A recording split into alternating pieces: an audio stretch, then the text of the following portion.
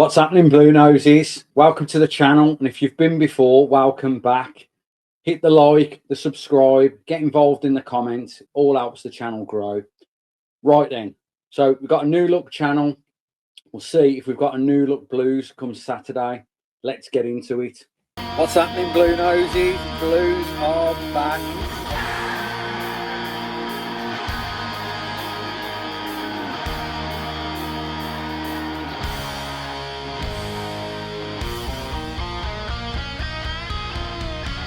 Right then, Alf. So I'm going to try and be positive after the Stoke result and performance. Saturday, we're back at St Andrews United Park with the early kick-off against Swansea. What's your initial thoughts before we look at Swansea in a bit more detail? I think I'm glad that we're back at home because I think we always appear more good at home and teams find it hard to come to our ground.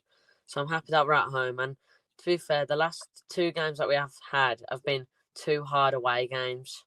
So yeah, that's my initial thoughts on the game. I just hope we go forward with positivity and just quickness and not playing any boring football. Yeah, I think we've got to remember, Leicester, Premier League team that had come down, so it was always going to be tough. And Stoke, it had a really good start, haven't they? Mark Robbins is a good manager. He's set them up well. They've bought well, So where us Blues fans, I think the club set our expectation really high, and rightfully so, because with ambition, if you've got ambition, you've got half a chance in getting that result, haven't you? If you aim high. Yeah. But I just think as Blues fans, our expectations need to be lowered a little bit because we don't know what we're expecting. Like in last year in the Championship, half the league could go up and half the league could go down. It was crazy.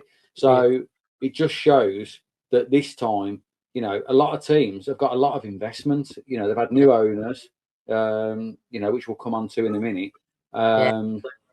So I think it's going to be a tougher season than we make out. And this is why we're saying from the start, top 10 should be our ambition. Teams that have been as low down as 15th, have put a bit of a run together. Other teams have slipped up.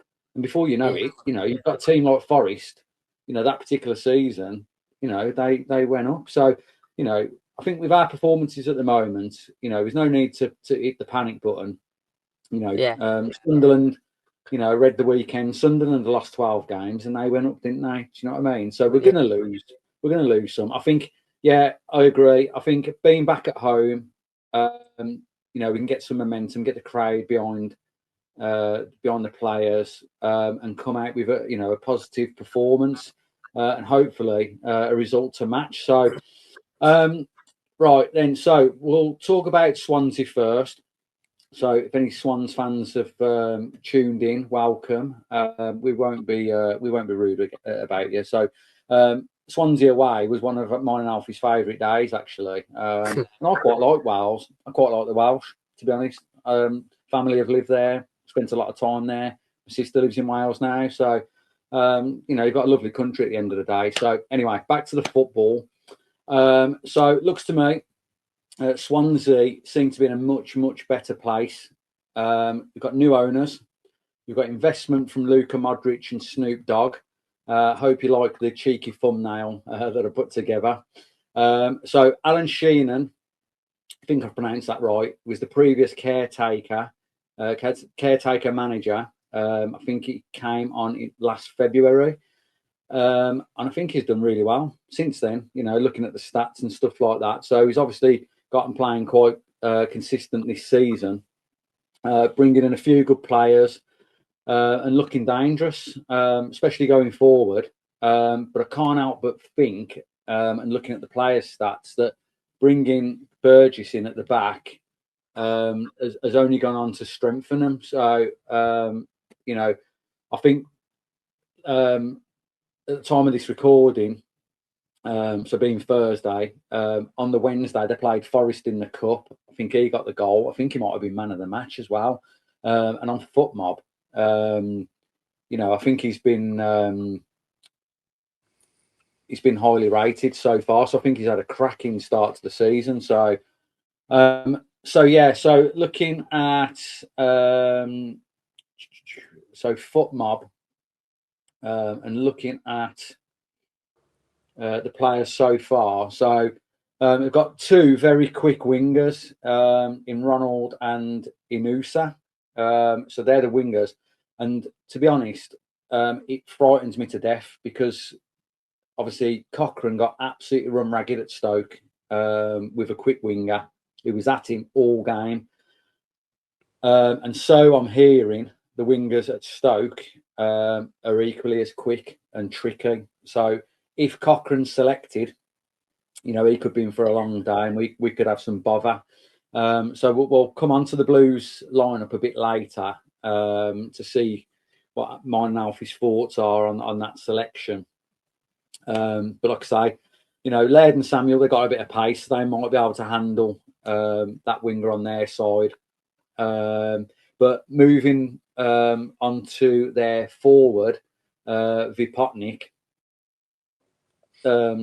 6 goals. He has got 4 goals. In all competitions. So he's definitely a threat. Swansea are. Let me just share this with you guys.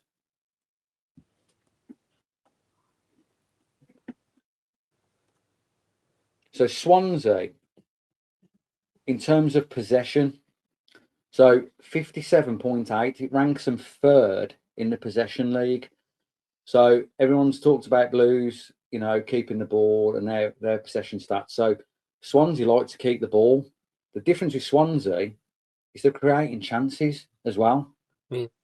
Do you know what I mean? So their wingers are getting right at it and feeding the forward. So it ain't going to be an easy game this season, guys. So going back to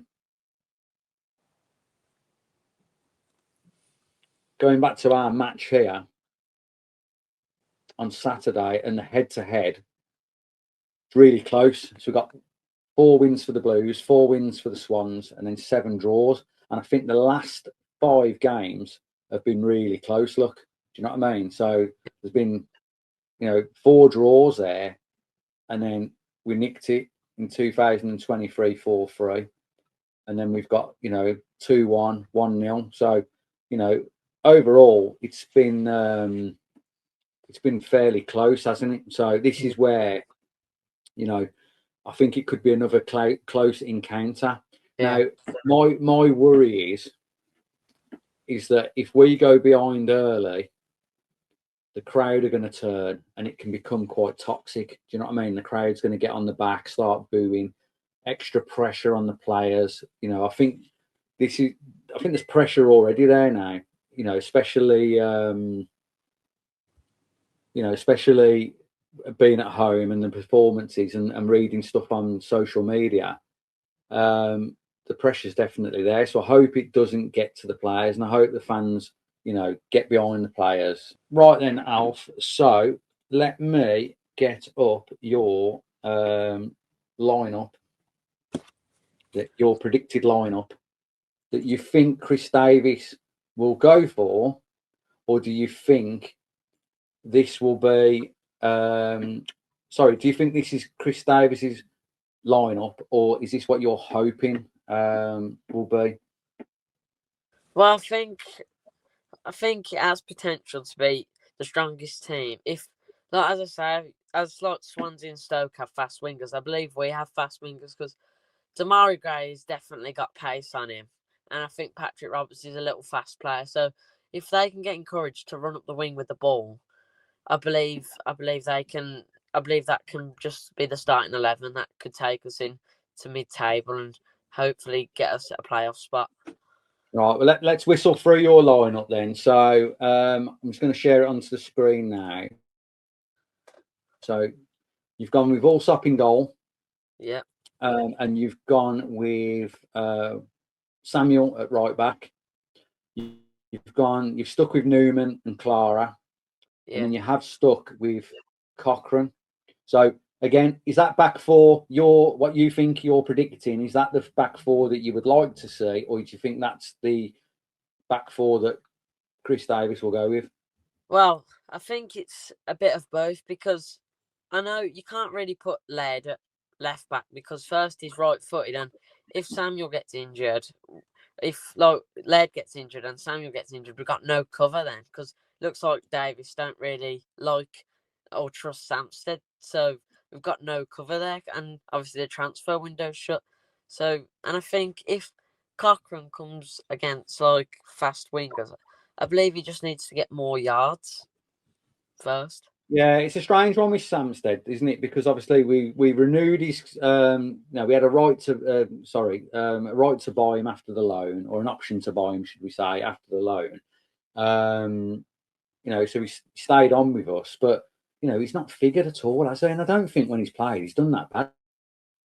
No, he hasn't. The manager and the coaches see much more in training than we do. They're the experts at the end of the day. So midfield's interesting then. So you've gone for Tommy Doyle and Iwata. So there's no Paik in your lineup. So what's your quick thoughts on that then?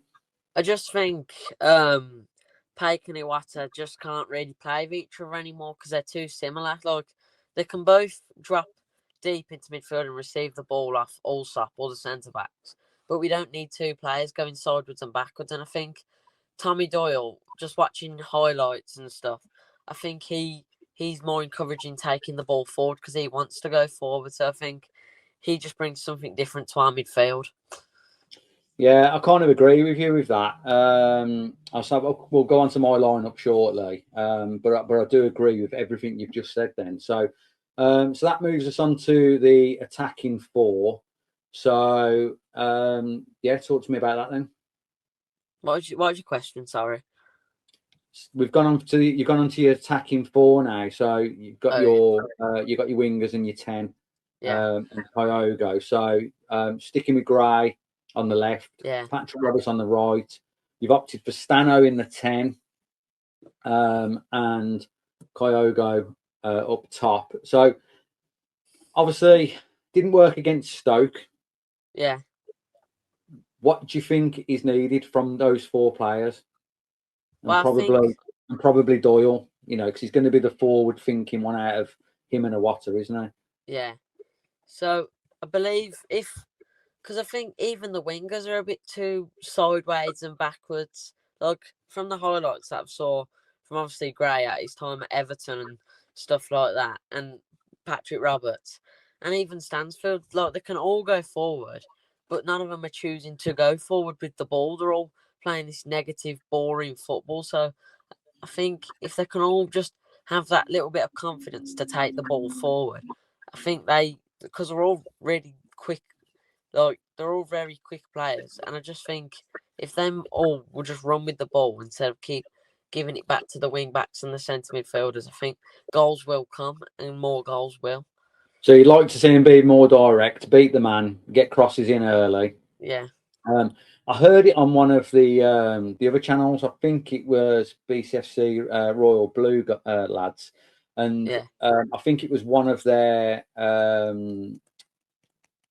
somebody that commented on their channel, and they said, it looks like the players are being overcoached. By that means, like, they get forward, but because Chris Davis has told them to keep the ball, keep possession, when they get into these dangerous spots, they're worried what to do next, or they're not sure what to do next. So they keep the ball, pass it back, let someone else take the ball off them, and it's their responsibility then. So, we haven't got that kind of that instinct to go forward and play their natural game. And I suppose, don't like bringing, ex-Villa players up and stuff like that. But, I suppose the most profile player in those circumstances is Grealish. Obviously got a bit of a free role for Villa, freedom of the midfield and unlocking and stuff like that. And, it worked quite well for him. Fast forward to Man City, told to play a certain way. If you don't play a certain way, you're not playing by Pep. Almost that's coaching his game out of him. And now he's gone to Everton. David Moyes has gone, you crack on. That's what you're good at. I'm going to tune into what you're good at, let you do your own thing. And then that's obviously working really well for him now in Everton, isn't it? So, I think we could be similar. I mean, I could be wrong. I could be wrong, but it does look like that, doesn't it? I think Chris Davis said in his pre-match interview earlier on that he wants the ball moving quicker. He wants people to take a chance. He wants people to to move into different spaces, and they're learning together, and he's learning as well and adapting to the championship. So, I think we've got to give him time. So, right then, let's switch on to mine. Right, so a bit controversial, and I'll probably get absolutely hammered in the comments. So if you don't agree with me, guys, pop it in. But just give me a chance on this and my thoughts. So I've gone for what looks like a back three, but if you think about it, when Laird gets forward, we do go into kind of that back three anyway, and Samuel tucks in. So I've gone with Robinson because it gives us that balance with the left foot on the left hand side. Clara, just back a bit more comfortable, on the right hand side. Samuel on the right hand side of the defence there as well. I've gone with Iwata just in front of him so he can be the pivot because still need somebody to collect the ball off the defence when we're trying to play out. I've gone with Paik and I've gone with Doyle. So they've got a bit more licence to get forward. And obviously we've Laird bombing on the wings and Roberts because they're both hard-working wingers. So they're going to be able to track back and help with defensive duties. And I've gone with Gray in that 10 just to give him that free role, just to do what he wants and what he can to unlock a bit of magic and put in Jay Stansfield. Now, he's arguably our best striker. He's our best striker, isn't he? On form, and in recent times, he's definitely our best striker. So let me just show you something that I picked up on. So let me just remove this.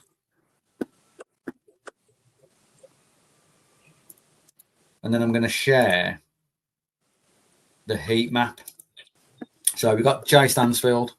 So have a look at, we go on to his stats. This is his heat map. So the dark red are the times that he's getting on the ball. And it looks like, that could be because he's been playing in the 10 and stuff like that, or playing on the left-hand side. But predominantly, look where he's occupied and he's never in the box. Do you know what I mean? So I don't know how we're expecting strikers to score when they're not in the box. And if we look at Kyogo, this is exactly the same.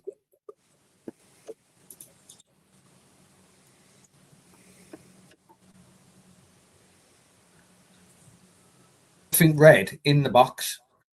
It's all out on the right-hand side here. So again, these are strikers that know where the net is and they're not in the box. Haji Wright has got the most goals in the championship so far this season with 5.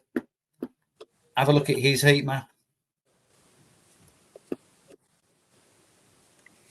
So, okay, dark it is in the red, in the box there, the dark red in the box. It's not a wonder he's got 5 goals already. Do you know what I mean? I mean, it could be the way Coventry play and the way they set up, but it just goes to show that our system might not be allowing the players, to get those clear-cut chances, because we are having chances, aren't we? We're just not hitting the target, so yeah. So on that then, score predictions, Alf. What do you think it's going to be? Well, I think because obviously I think Blues are going to try and come back with a strong performance, but as well as Swansea showing their quality against Forest and in their league games, I think it's going to be a 2-2 draw.